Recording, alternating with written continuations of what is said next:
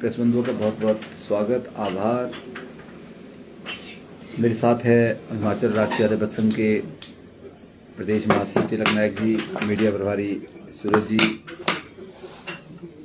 पिछले कल कुछ मांगों को लेकर हिमाचल राज्य के अध्यक्ष संघ का शिष्टमंडल शिक्षा सचिव एवं मुख्यमंत्री के प्रधान सचिव राकेश कंवर जी से और उसके बाद शिक्षा मंत्री जी से मिला और तत्पश्चात हमने माननीय मुख्यमंत्री से भी मुलाकात की। जिस शिष्टमंडल में बहुत से हमारे साथी थे, 20 से 25 लोगों का एक डेलीगेशन था। हमने अलग अलग स्तर पर जो ज्वलंत मुद्दे थे हमारे, जो बड़े लंबे समय से चल रहे थे, उसको लेके हमने अपनी बात कही। सबसे पहले परसों जो एक हमारी 642 प्रवक्ताओं की सूची पदोन्नति की निकली है, उसको लेके हमने सरकार का, शिक्षा सचिव का धन्यवाद किया, शिक्षा मंत्री जी का धन्यवाद किया, क्योंकि 2 साल के अंतराल में पदोन्नति नहीं हमारी हो पाई है। लंबा इंतजार हर वर्ग के शिक्षक पदोन्नति के लिए कर रहे हैं और जिससे एक तरफ तो हमारी जो शिक्षा का ढांचा है, स्कूलों में जो हमारे पोस्ट है वो वैकेंट चल रही है। आज भी बहुत सी पोस्टें वैकेंट चल रही है और जिस कारण आप देख रहे हैं कि हमारे बहुत से स्कूल बंद हो रहे हैं। जो एक बंद होने की प्रक्रिया है, बंद इसलिए हो रहा है कि बच्चे स्कूलों में नहीं है। कहने का तात्पर्य था कि बच्चे नहीं है तो इसलिए हम स्कूल को मर्ज कर रहे हैं, उसको रीनोटिफाई कर रहे हैं, स्ट्रेंथ कम हो रही है। पर लेकिन उसका जो वास्तविक जो उसका कारण है वो कुछ और है। वास्तविक कारण ये है, जिस स्कूल के अंदर फिजिक्स का लेक्चर 2 साल से नहीं है या बायो का लेक्चर 2 साल से नहीं है, उस स्कूल से सारे बच्चे पलायन कर जाते हैं। मजबूरी है उन बच्चों की, क्योंकि वो एक साइंस स्ट्रीम एक ऐसी स्ट्रीम होती है कि वहां बच्चा बिना किसी सब्जेक्ट का, अगर एक भी टीचर नहीं है किसी सब्जेक्ट का, तो बच्चा वहां पे नहीं कंटिन्यू कर पाता। कोई पेरेंट्स उस स्कूल में बच्चे को नहीं रखता, तो वो सारे बच्चे वहां से प्लान कर जाते हैं। तो एक वक्त आता है कि स्कूल जो है 0 एनरोलमेंट हो जाती है और सरकार को बोलने के लिए बड़ा आसान हो जाता है कि वहां पे साइंस के बच्चे नहीं है, इसलिए साइंस स्ट्रीम बंद कर दो, या और सब्जेक्ट के टीचर नहीं है, बच्चे नहीं है, तो उसको स्कूल को डीनोटिफाई कर दो। ये जो एक सिलसिला चला, इसका एक कारण ये भी हमने सरकार को, माननीय मुख्यमंत्री को, माननीय शिक्षा मंत्री को हमने इससे अवगत कराया कि ये भी एक कारण है जो हमारे सरकारी स्कूल की एनरोलमेंट घटी है। तो एनी हो, अच्छा प्रयास सरकार का था कि हमारी एक बड़ा अच्छा लॉट निकला, उसके लिए हमने सरकार को बधाई दी। लेकिन उसके अंदर साइंस स्ट्रीम का कोई भी पदोन्नति नहीं हुई। बड़ी दुर्भाग्यपूर्ण बात है। क्या हिमाचल प्रदेश के अंदर हम साइंस पढ़ाना ही नहीं चाहते? क्या हिमाचल प्रदेश के अंदर सारी जितने भी पद है, क्या वो साइंस के सारे स्कूलों में भरे जा चुके हैं? ये एक विचारणीय प्रश्न है। इसको लेके भी हमने चिंता जाहिर की कल कि साइंस स्ट्रीम की पदोन्नतियां क्यों नहीं हुई है, वो होनी चाहिए थी। इस बात को लेकर मैं बहुत पहले अपने लोगों को ये अपने पोस्ट के ब्लॉग के माध्यम से मैं अवगत करा चुका था कि लगभग 650 के आसपास पदोन्नतियां होनी है, जिसमें साइंस की कोई पदोन्नति नहीं हो रही है। तब तो हमारे शिक्षक साथी सब सोए थे, तब किसी ने कुछ नहीं बोला। अब जैसे लिस्ट बाहर निकली तो उसके बाद फोन पे फोन आने लगे, जी हमारी नहीं हो रही, जी हमारे को क्यों छोड़ दिया। तो मैंने कहा था हमें जागरूक होना चाहिए, हमें समय से अगर हम आवाज उठाते तो शायद प्रेशर बिल्ड होता। लेकिन एनी हो, हम आज भी मीडिया के माध्यम से सरकार तक अपनी बात पहुंचा रहे हैं। हम लिखित रूप में भी कल हमने बात दी है, हर लेवल पे दी है कि इसमें मांग की है कि साइंस टीम की पदोन्नतियां की जाए। इसके साथ साथ हमने एक और मांग की है कि बाकी पदोन्नतियां जो बहुत टाइम से लटकी है, जेवीटी से टीजीटी की है, सीएनबी से टीजीटी की पदोन्नति होती है हमारी, पीटी से हमारी जो है वो डीपी की पदोन्नति होती है। फिर हमारी एक जो फाइल गई है अभी लेक्चरर और टीजीटी की जो हेडमास्टर बनने हैं, जिसमें 250 से ऊपर के लोग हैं, 300 के आसपास, वो भी हम मांग कर रहे हैं कि कल हमने बोला कि उसको भी सूची को, उसमें डीपीसी हो गई है, पिछले महीने हो गई है, जुलाई 28 को डीपीसी हो चुकी है उसमें, तो वो लिस्ट भी जारी की जाए। वो सरकार के पास स्टेशन लगाने के लिए विचाराधीन है, तो वो भी 1-2 दिन में निकल जाएगी, ऐसा हमें आश्वासन मिला है। तो उसके साथ एक प्रधानाचार्य पद की जो पदोन्नति होनी है वो भी नहीं हो पा रही है। वो अभी कमीशन को गई थी, कमीशन ने उसमें बहुत सारे ऑब्जेक्शन लगा दिए, क्योंकि लंबे समय से पहले से जो है कमीशन से पदोन्नतियां नहीं हो पाई, कमीशन से नहीं हुई प्रिंसिपल्स की। अब उसमें एक और बड़ी भारी दिक्कत क्या है कि लगभग 900 से ज्यादा पदोन्नतियां होनी है, खाली रिक्त पद है प्रिंसिपल्स के हमारे स्कूलों में। बहुत बड़ी बात है, 1800 में 900 पद खाली है, ज्यादा 1000 के आसपास हो गए, जिसमें 600 जो पद है वो हेडमास्टर कोटे के बनते हैं पदोन्नति के लिए। जो हेडमास्टर का पैनल गया है वो 450 का गया हुआ है, और मजे की बात है उसमें 450 में भी 150 लोग रिटायर हो चुके हैं उस पैनल के अंदर, वही कमीशन ने पूछा है।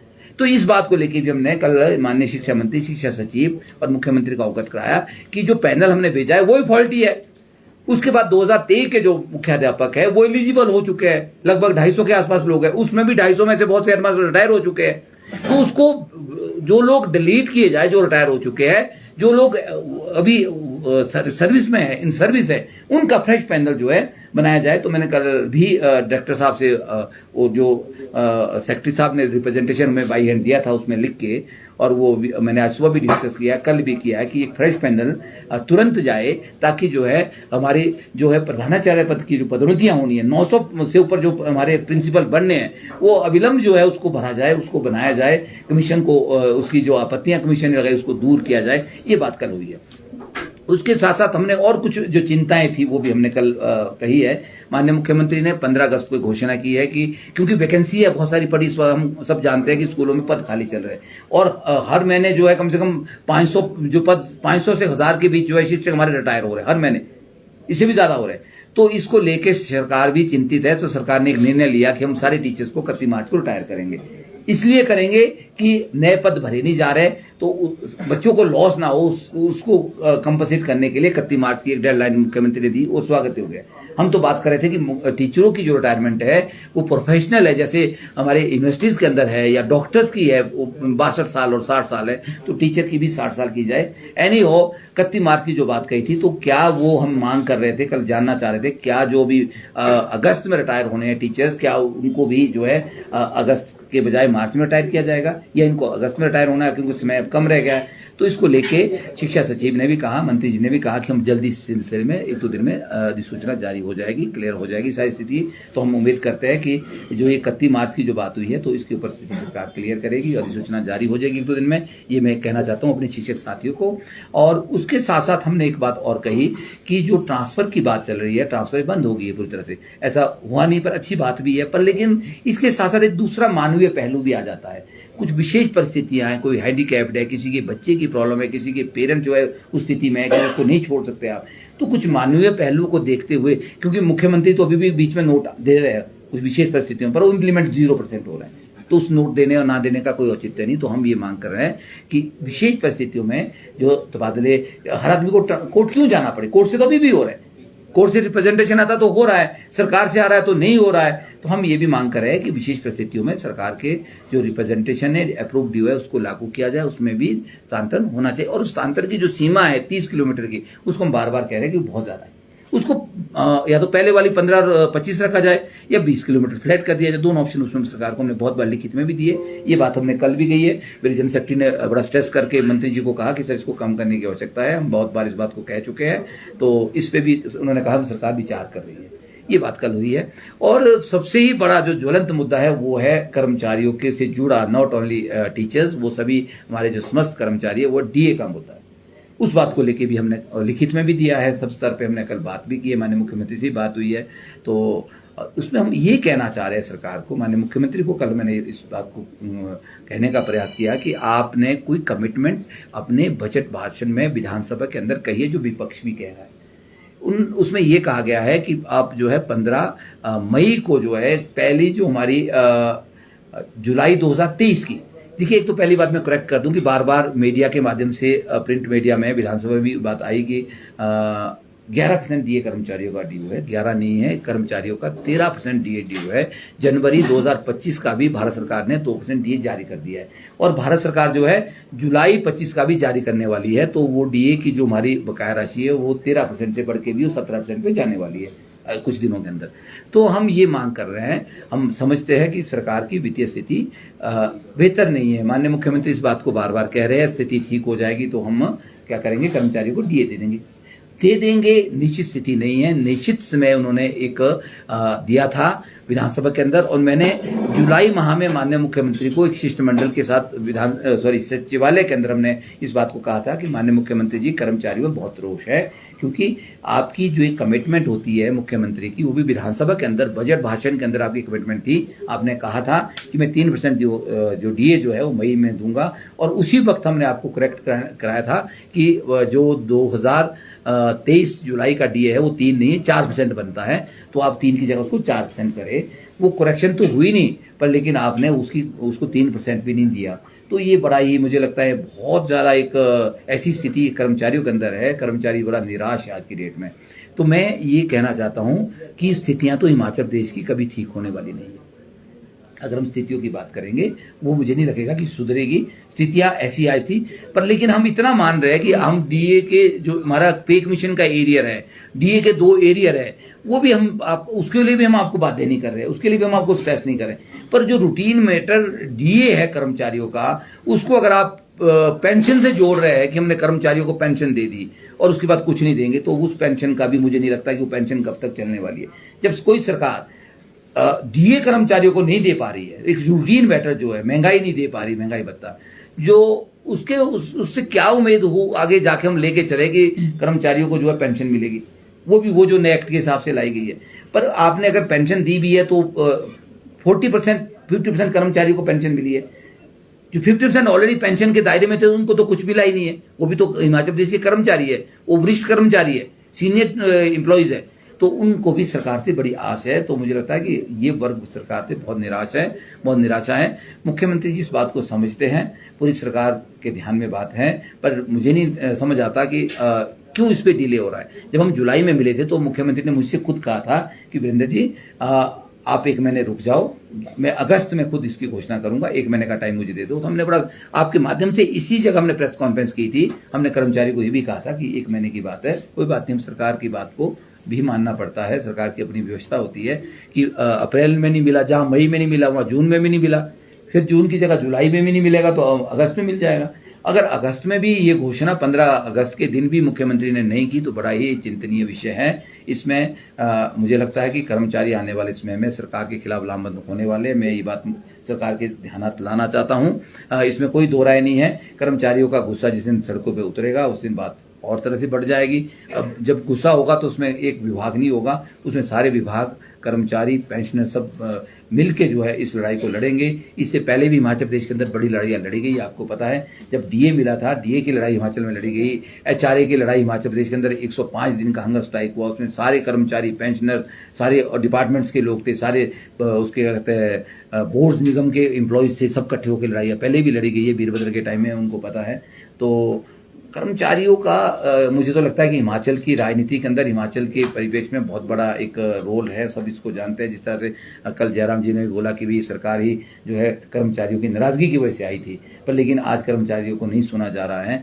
पर लेकिन मैं तो विपक्ष से भी यही मांग करता हूं कि आप सीरियसली अगर कर्मचारियों के मुद्दों को विधानसभा के अंदर उठाएंगे तो कर्मचारी इस बात को समझता है कि कौन हमारे साथ है, कौन हमारे साथ नहीं है। अगर राजनीतिक लाभ लेने की बात हो तो हाँ, तो मैं एक और मुद्दा भी हमने डाला है ध्यान में कि बीआरसी, एक क्वालिटी एजुकेशन की बात हमारे एजुकेशन में बहुत ज़्यादा होती है। बीआरसी की अपॉइंटमेंट की बात की चली है, इंटरव्यू हुए, सारा प्रोसेस हो गया, उसका रिजल्ट भी तैयार कर दिया गया, पर ना तो रिजल्ट आउट हुआ ना अपॉइंटमेंट की गई। तो बीआरसी की अपॉइंटमेंट करने में मुझे नहीं लगता कोई इसमें दिक्कत है, वो कर लेनी चाहिए। उससे गुणवत्ता आएगी। कहीं ना कहीं अगर गुणवत्ता की तरफ हमें आगे बढ़ना है तो जो हमारा डायरेक्टरेट ऑफ स्कूल एजुकेशन अभी बना है, आपके अप्रैल मंथ में इसकी जो नोटिफाई किया गया है, पर उसके अंदर भी अभी तक जो है उसको ग्रास रूट पे नहीं उतारा गया है। मुझे नहीं समझ आता कि विभाग और सरकार को इसमें आगे बढ़ने में क्या दिक्कत है। अगर आपने एक बार डायरेक्टरेट को अलग कर दिया है, उसको स्ट्रक्चराइज कर दिया है, तो उसको ग्रास रूट तक, स्कूल तक ले जाने में क्या आपत्ति है। अगर आप नहीं उतार पाएंगे तो मुझे लगता है कि सरकार का बहुत बड़ा फेलियर इसमें होगा। उससे ना तो गुणवत्ता आएगी, और जो एक्सरसाइज हम अभी कर रहे हैं डायरेक्टर ऑफ स्कूल एजुकेशन के, सारा ततर इधर से उधर कर दिया, सारा उसमें बहुत आनंद शफलिंग कर दिए। वो शफलिंग बच्चों के लिए तो उसका कोई फायदा होने वाला नहीं है। उस शफलिंग का वो तब होगा जब स्कूल जो है सिंगल यूनिट बनेगा, एक प्रिंसिपल या कोई भी हेड वहां पे होगा, जो मर्जी हेड हो, उसका पूरी कंट्रोलिंग उसके वो पास होगी और वो पूरा उस स्कूल का संचालन करेगा। तो ऐसा जब तक नहीं होगा, बार बार इस मांग को भी उठा चुका हूं, मेरा किसी से व्यक्तिगत द्वेष नहीं है, पर हम सिस्टम को बचाने के, सिस्टम की बेहतरी की बात करते हैं। मैं शुरू से इस बात को लेके चिंतित रहता हूं। तो ये कुछ मुद्दे थे जो मैंने नई भर्तियों को लेके हम फिर एक बात कहना चाह रहे हैं सरकार से। सरकार ये चाह रही है कि हमने जहां एनरोलमेंट ज्यादा है हमने वहां पे टीचर हमने दे देने हैं, ये इस प्रयास में है। तो जाओ शिमले के टीचर को आप चंबा क्यों ना भेज रहे हो। पर लेकिन ये बात भी मैं कहना चाहता हूं कि एक रूटीन प्रोसेस होता है जब तक आप नई भर्तियां नहीं करेंगे, क्योंकि आरएनपी रूल में 50% कोटा जो होता है वो फ्रेश अपॉइंटमेंट का होता है। आप प्रमोशन से भी सारा काम नहीं चला पाएंगे। क्योंकि प्रमोशन करेंगे तो निचले वाले पद खाली हो जाएंगे। उन निचले वाले पदों को भरने के लिए भी आपको नई वैकेंसीज क्रिएट करके नई अपॉइंटमेंट करनी पड़ेगी। बहुत टाइम से कमीशन सरकार के अंदर नहीं हो रहा है। तो मैं ये भी कहना चाहता हूँ, इनरोलमेंट कब बढ़ेगी हमारी? जब हमारे पास टीचर होगा। टीचर कब होगा? जब आप अपॉइंटमेंटें करेंगे। तो ये इस तरफ भी सरकार को ध्यान देने की आवश्यकता है, क्योंकि शिक्षा और हेल्थ के ऊपर आप किसी भी तरह का एक्सपेरिमेंट नहीं कर सकते हैं। इसके ऊपर सरकार की जवाबदेही भी है और सरकार को इसमें आगे आके जो है काम भी करने की आवश्यकता है। तो आपने डीए का मुद्दा, बड़ा मुद्दा उठाया है, लेकिन क्या आपको लगता है कि मुख्यमंत्री ने सीधे तौर पर आर्थिक स्थिति जब बेहतर होगी तब दे देंगे, तो कोई आसार नहीं है निकट भविष्य में मिलने के? आपने कहा कि आंदोलन लामबंद होंगे, कैसे लामबंद होंगे? आपको क्या लगता है कि जो लोग बोल नहीं पा रहे हैं अभी तक, वो सब चुपचाप बैठे हैं? ये तो मुद्दा देखिए, बड़ा दुर्भाग्यपूर्ण है, हिमाचल प्रदेश का कर्मचारी बिल्कुल सुप्त अवस्था में है। बिल्कुल सही कहा आपने। बड़े सारे हमारे कर्मचारी नेता है, बड़े सारे संगठन है, बहुत सारे डिपार्टमेंट्स हैं, चाहे पेंशनर्स है, चाहे कोई और डिपार्टमेंट से, कोई बोलने को तैयार नहीं था। ऐसी स्थिति पहली बार नहीं हुई। मैं आपको बता दूं, ऐसी स्थिति 2021-22 में भी हुई थी, 20 में भी हुई थी, जब बीजेपी सरकार में 2-4 लोग जो है सरकार ने अधिकृत वक्ता तैयार किए थे, वो सरकार की भाषा बोलते थे और कर्मचारियों की आवाज को दबाया जाता था। उस स्थिति में हिमाचल प्रदेश के अंदर संयुक्त कर्मचारी महासंघ, जिसकी नींव हमने रखी थी 2022 में, उस संगठन ने सभी कर्मचारियों को, बोर्ड, निगम, डॉक्टर्स, आपके प्रोफेसर, सबको हमने, वो चाहे हमारा सफाई कर्मचारी है, क्लास 4 कर्मचारी, हम सबको हमने एक मंच पे लाया। आंदोलन करें, आंदोलन तो हो नहीं रहा। देखिए इस स्थिति के लिए तरफ से भी खराब है। देखिए, हम समय पे अपनी जवाबदेही से पीछे नहीं हटे हैं। ये इतिहास है हमारा, और हम समय पे मुद्दों को पटल पे रखते हैं, और हम सरकार, हम मीडिया के माध्यम से नहीं जाते, हम सरकार तक अपनी बात को रखते हैं। हम नाराजगी अगर है तो उसको भी हम जग जाहिर करते हैं, लेकिन जब सरकार नहीं सुनेगी तो मैं आपको निश्चित तौर पे कहना चाहूंगा, संयुक्त कर्मचारी महासंघ एक सशक्त संगठन हिमाचल प्रदेश के अंदर है। ये बात सही है कि आज एनजीओ का आधार खत्म हो चुका है। एनजीओ आज कहीं एग्जिस्ट नहीं करता, एनजीओ धड़ों में बंटा हुआ है। पर लेकिन संयुक्त कर्मचारी महासंघ में हमारे साथ डॉक्टर्स भी है, हमारे पास प्रोफेसर भी है, हमारे पास क्लास 4 कर्मचारी भी है, हमारे पास जो है हर तरह का वर्ग इसके अंदर है। हमारे पास जो है वो स्टाफ नर्स भी है, हमारे पास से बोर्ड निगम भी उसमें सारे आते हैं, हमारे पास इलेक्ट्रिसिटी बोर्ड भी है, हमारे पास HRTC भी है, टीचर्स भी है, जुडिशरी भी है। तो जिस दिन ये संगठन जो है सड़कों पे लामबंद होगा, निश्चित तौर पे मैं कहना चाहूंगा उस दिन कर्मचारियों की मांगों को सुना भी जाएगा, वो हल भी किया जाएगा। हम सरकार को बहुत निश्चित समय दे रहे हैं, पूरा समय दे रहे हैं। और जैसे ही इसके बाद अभी मेरी सुबह भी बरमई से बात हो रही थी, हम संयुक्त कर्मचारी महासंघ की एक बहुत जल्दी एक प्रेस कॉन्फ्रेंस करने वाले, एक हम सरकार से भी डायलॉग करेंगे, उनको भी हम एक ज्ञापन देंगे, उसमें हम सरकार को डेडलाइन भी देने वाले। मैं आपको कहना चाहता हूँ, एनजीओ फेडरेशन तो आपको कहती है कि केवल बयानबाज है, करते कुछ नहीं है, असली संगठन तो उनका है, आप केवल बयान तक सीमित रहते हैं। वो तो सिंटा जी, हमारा एक्शन सड़कों पे दिखता है, उनका एक्शन आज तक एनजीओ ने कभी आज तक स्ट्राइक नहीं की। इतिहास में मेरी 26 साल की नौकरी हो गई है, मैंने एनजीओ को कभी सड़कों पे उतरते नहीं देखा हुआ, आपने भी शायद नहीं देखा होगा। हम तथ्य से बात करते हैं, फैक्ट पे बात करते हैं। संयुक्त कर्मचारी महासंघ के संघर्ष को सबने देखा है, बीजेपी सरकार ने भी देखा है, और बाद में उन्होंने भी यही कहा कि अगर हमने स्मृत कर्मचारियों की इस बात को समझा होता, उनसे बात की होती, तो शायद बीजेपी सरकार सत्ता में दोबारा वापस हुई होती। तो मैं इस बात पे नहीं जाऊंगा कि कौन सशक्त है, कौन मीडिया में जाता है। हमारा एक्शन दिखता है और बहुत जल्दी आपको हमारा एक्शन दोबारा से। चौहान साहब, जिस तरह से कर्मचारियों के मुद्दे यहाँ पर लटके हुए हैं, तो जेसीसी को लेकर 3 साल यहाँ पर हो चुके हैं, जेसीसी यहाँ पर नहीं हुई है, ना गठन हुआ है। 5 साल भी ऐसे बीत जाएंगे, क्योंकि जो मैक्सिमम मुद्दे थे वो जेसीसी में हल होते थे। क्या इसको लेकर आपने कभी मुख्यमंत्री से बात की है कि जेसीसी होने चाहिए, जिससे कर्मचारियों के मुद्दे हल हो चुके? क्योंकि 3 वर्ष हो चुके, 2 वर्ष बचे हैं, अब शायद लग नहीं रहा है कि जेसीसी का यहाँ। देखिए विक्रांत जी, ये जो जेसीसी का पैटर्न था, वो एक पैटर्न मुझे लगता है कि धूमिल हो चुका है आज की डेट में। जेसीसी पिछली सरकार को देखे, वीरभद्र सरकार को देखे, या फिर आप जयराम ठाकुर की सरकार को देखे, या इस सरकार को देखे, तो जेसीसी किसी को वो अधिकृत नहीं करते हैं। और मैंने आपको कहा कि जेसीसी के अंदर जो लोग जा बैठते हैं, एनजीओ बैठती है, वो पूरे कर्मचारियों का प्रतिनिधित्व भी नहीं करती, 30% का भी नहीं करती। पहली बात तो ये, वो भी धड़ों में बटा होता है, सरकारों को पहले से पता है इस चीज का, इसलिए उस बात को अहमियत नहीं दी गई पिछले 15 सालों से विशेषकर। तो मैं आज ये बात कहना चाह रहा हूं कि जेसीसी होने से भी कर्मचारियों के मुद्दे हल नहीं हो गए, उसमें एक लॉलीपॉप दिया जाएगा। मुद्दे कब हल होते हैं? जब आप अपनी बात को प्रमुखता से मनाते हैं, या सड़कों पे उतर के बात करते हैं, या आप अपना अस्तित्व आप खुद दिखाते हैं। कर्मचारियों को अपना अस्तित्व, अपनी ताकत सड़कों पे आके या अपने आपका प्रदर्शन करके बतानी पड़ेगी, इकट्ठा होकर बतानी पड़ेगी कि हम वास्तव में कितने लोग हैं और कितना हम जो है कब से क्या कर सड़कों पर सकते उतर रहे हैं? देखिए बहुत जल्दी हम रूपरेखा तैयार करेंगे, मैं आपको बताऊं। और इसमें एक डिपार्टमेंट संघर्ष नहीं कर पाएगा। हम संयुक्त कर्मचारी महासंघ के बैनर तले एक बड़ा आंदोलन प्रदेश के अंदर छेड़ने वाले हैं। अगर सरकार समय रहते जो है, इसके लिए हम स्टेट हाउस भी बुलाने वाले हैं। अगर सरकार समय रहती इस बात को नहीं समझती है, हम सरकार से बहुत कुछ नहीं मांग रहे। सरकार अच्छा काम कर रही है, ठीक है। सरकार की परिस्थितियां हैं, कुछ डिजास्टर, कुछ और चीजें हैं, वो अब आज नहीं है, पहले से चलती आई है। पर कर्मचारियों को ये कह के बता देना कि आपको हमने पेंशन दे दी तो कुछ नहीं देंगे, ये मुझे लगता है बहुत दुर्भाग्यपूर्ण है। इस बात को हिमाचल प्रदेश का कर्मचारी कभी बर्दाश्त नहीं करेगा। कब तक इकट्ठे होंगे आप लोग? कोई टाइम रखा आपने भी, या सरकार की तरह ही जब स्थिति ठीक होगी तभी? देखिए हमारी स्थिति बिल्कुल ठीक है। हम बहुत जल्दी इसी महीने जो है एक बैठक करने वाले हैं और उसके बाद हम अगली आपके साथ जल्दी हम प्रेस कॉन्फ्रेंस भी करने वाले हैं। उसमें अगली रूपरेखा हमारी तैयार होगी। उससे पहले माननीय मुख्यमंत्री से भी एक बार बात करेंगे कि ये नाराजगी इलेक्ट्रिसिटी बोर्ड की है, ये नाराजगी HRTC की है, ये नाराजगी सभी कर्मचारियों की है। आपस में रहते हैं, उनको थोड़ा सा सुने समझे। अब जिस तरह आपने देखा होगा भी इलेक्ट्रिसिटी बोर्ड के कुछ मुद्दे हल हुए। हमारे जो जनरल सेक्रेटरी थे हमारे साथ हिरल वर्मा जी, उनके खिलाफ जो चार्जशीट बनी थी वो उसको सरकार ने, और एक लोकेश जी जो उनके जो चेयरपर्सन थे उसको सरकार ने दबाव में आके वापसी लिया है। उसका भी हम स्वागत करते हैं। तो जहां संघर्ष होता है, जहां कर्मचारी इकट्ठा होता है, तो वहां जो है सारी चीजें जो है अनुकूल होती हैं। तो इसलिए संघर्ष से किसी को डरने की आवश्यकता नहीं है। मैं आह्वान आज हिमाचल प्रदेश के कर्मचारियों का भी कर रहा हूँ कि डरने की आवश्यकता नहीं होती है। अगर आप सच्चे हैं, सही जगह है, आप संघर्ष करना जानते हैं, तो संघर्ष का फल जो है जरूर मीठा होता है। इसलिए आपको संघर्ष से ही सब कुछ मिला है। डर का आपका मतलब ये जो सचिवालय में आंदोलन हुआ तो क्या डर गए?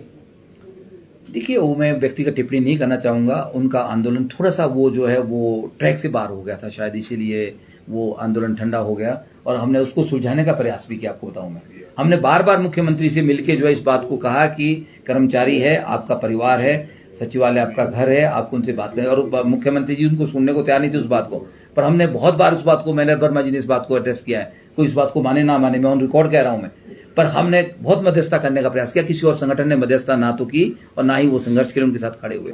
पर वो भी एक वक्त था कि हमें संघर्ष करना चाहिए था, वो सही समय था और उसमें सबको इकट्ठा होकर बात करनी चाहिए थी। पर लेकिन उनका दायरा सीमित था सचिवालय का, उन्होंने और संगठनों को नहीं जोड़ा, वो उनका एक ड्रॉबैक रहा और पर्सनल अटैक शुरू हुए, वो खामियाजा उनको भुगतना। पर आज भी हम उनके साथ हैं। हर तरह से कर्मचारी है तो कर्मचारियों की भावनाओं के साथ हम खड़े हैं। धन्यवाद।